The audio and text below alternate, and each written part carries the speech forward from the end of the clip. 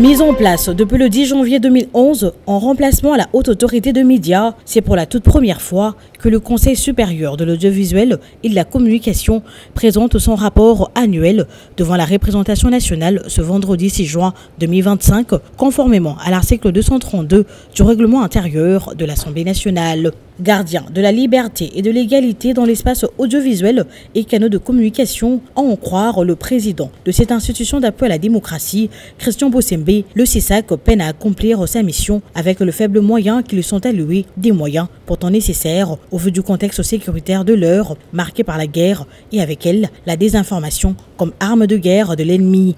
Je me lève non pas pour juger, ni pour condamner, mais pour interpeller. Car l'histoire retiendra que nous avons vu, que nous avons su, mais que nous avons laissé faire. Cela fait plus de 30 ans que notre nation vit dans la peur, dans la désolation, dans une fracture profonde de son âme collective. Et pendant ce temps, dans les réseaux sociaux, dans nos émissions, dans nos plateaux de télévision, dans nos chansons, dans nos sketchs, on rit, on se moque, on rigole, on relativise la douleur, on ridiculise les morts. Où est passée notre conscience collective?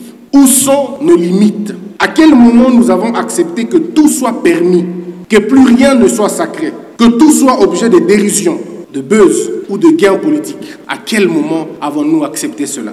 Malgré le prescrit de l'article 232, alinéa 2, qui stipule que dans le 15 jours du dépôt de ce rapport, le bureau de l'Assemblée nationale invite le bureau du Conseil à en présenter l'économie à l'Assemblée plénière, celle-ci l'envoie à la commission mixte sociale et culturelle et aménagement du territoire, infrastructure et nouvelles technologies de l'information et de la communication pour examen approfondi.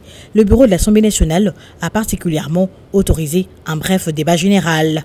Parmi les quelques préoccupations soulevées par les députés nationaux figurent deux questions sur la lettre de désaveu signée par 6 de 15 membres du CESAC, le rapport non détaillé, la violation du principe de la présomption d'innocence avec l'interdiction de diffusion des activités du PPRD. Je pense que tout le monde ici a suivi tout sauf un rapport, mais plutôt un discours militant d'un homme qui croit apprendre au peuple congolais et aux députés que nous sommes quel est le bien et quel est le mal. Page 30. Invitation du bureau à l'honorable Moukebaï pour avoir tenu des propos injurieux contre Christian Bossembe. Vous-même, est-ce que vous étiez devenu juge et parti dans cette affaire-là?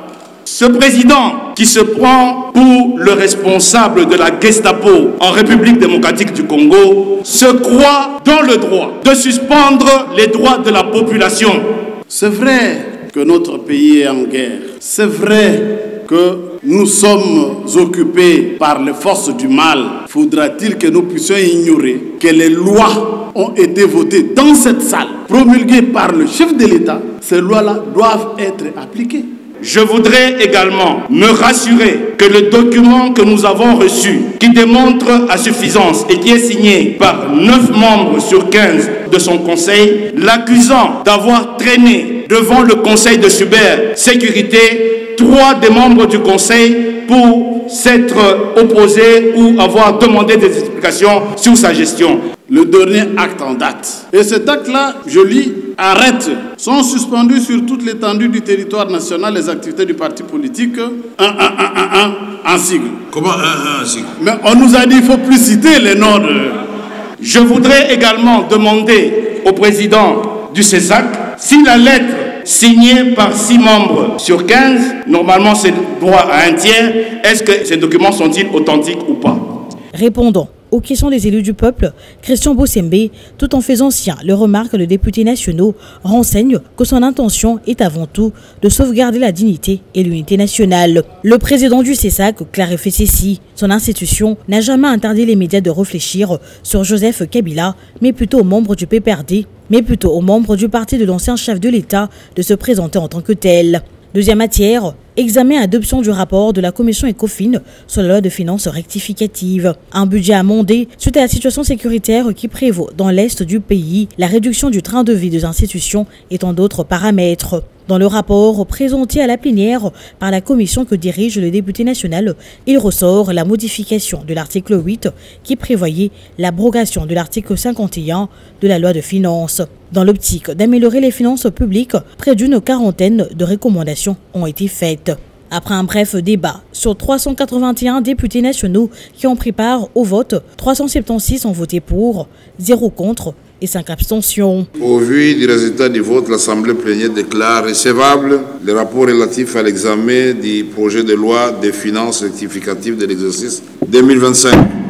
En conflit, la proposition de loi portant lutte contre la drépanocytose en RDC du député national Antoine Ntabala a été, après intervention de la députée nationale Christelle Voinga, envoyée pour comparaison à la commission PAJ et bureau d'études afin de réconcilier les deux parties au fin que cette proposition de loi soit portée par les deux élus nationaux.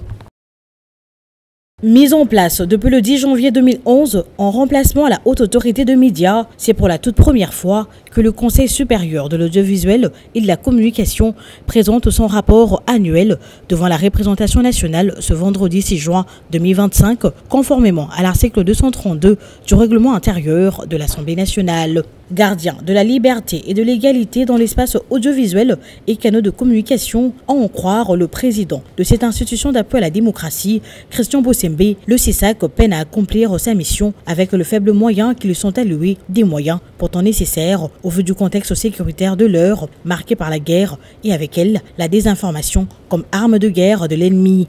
Je me lève non pas pour juger, ni pour condamner, mais pour interpeller. Car l'histoire retiendra que nous avons vu, que nous avons su, mais que nous avons laissé faire. Cela fait plus de 30 ans que notre nation vit dans la peur, dans la désolation, dans une fracture profonde de son âme collective.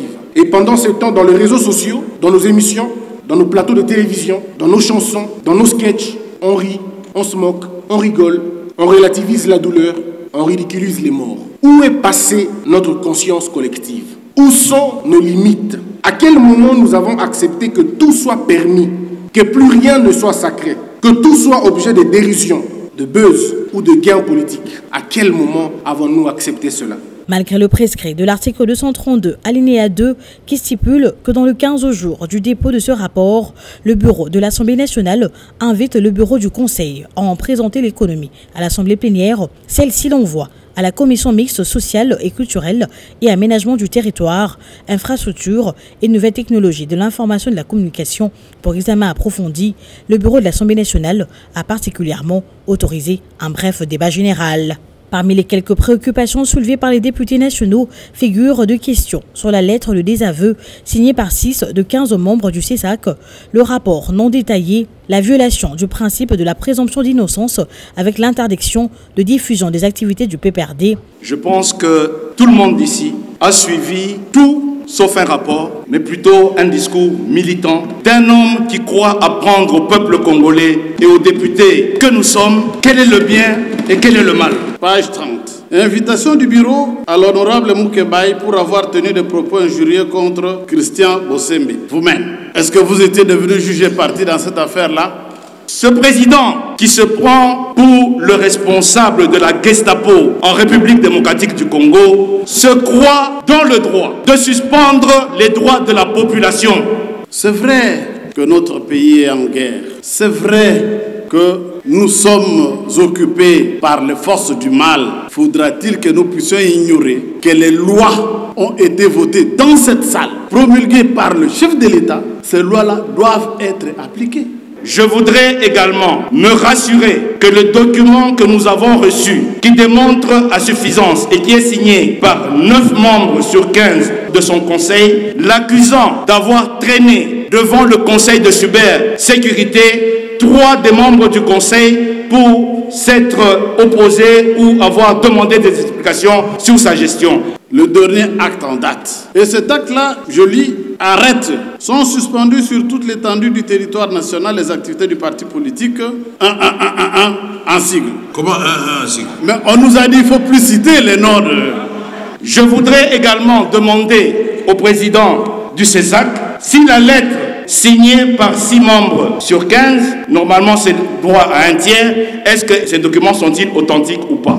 Répondant aux questions des élus du peuple, Christian Bossembe, tout en faisant sien les remarques de députés nationaux, renseigne que son intention est avant tout de sauvegarder la dignité et l'unité nationale. Le président du CESAC clarifie ceci. Son institution n'a jamais interdit les médias de réfléchir sur Joseph Kabila, mais plutôt aux membres du PPRD, mais plutôt aux membres du parti de l'ancien chef de l'État de se présenter en tant que tel.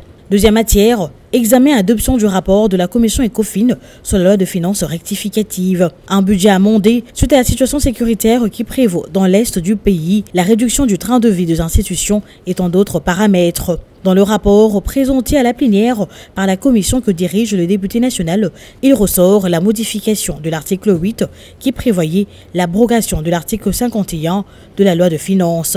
Dans l'optique d'améliorer les finances publiques, près d'une quarantaine de recommandations ont été faites. Après un bref débat sur 381 députés nationaux qui ont pris part au vote, 376 ont voté pour, 0 contre et 5 abstentions. Au vu du résultat du vote, l'Assemblée plénière déclare recevable le rapport relatif à l'examen du projet de loi des finances rectificatives de l'exercice 2025. En conflit, la proposition de loi portant lutte contre la drépanocytose en RDC du député national Antoine Ntabala a été, après intervention de la députée nationale Christelle Voinga, envoyée pour comparaison à la commission PAJ et bureau d'études afin de réconcilier les deux parties au fin que cette proposition de loi soit portée par les deux élus nationaux.